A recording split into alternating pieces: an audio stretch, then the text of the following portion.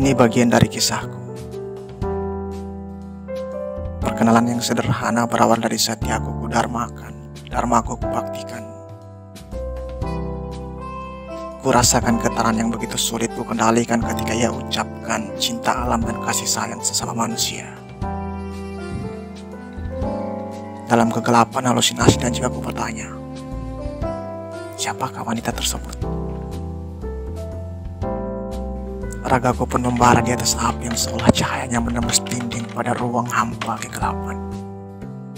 Masih aku dalam tanda tanya, siapakah dia? Hari-hari pun ku mulai beradu dengan tanda tanya dan memulai perkenalan dengan rasa rindu. Siapakah wanita ini? Konyolnya, hampir aku mengungkapkan rasa pada orang yang salah. Ya, salah. Ternyata setelah ku telusuri, wanita yang kumaksudkan itu Indah, bukan Tifa. Indah, ya, Indah yang pada malam kemarin membuatku bertemu dengan kebingungan.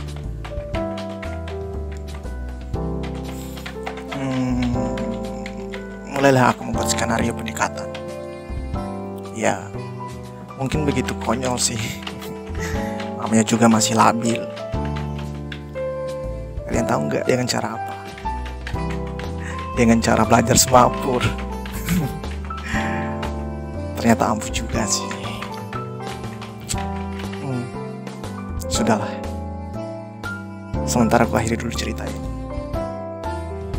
Kalau udah waktunya, akan kulanjutin lagi ya.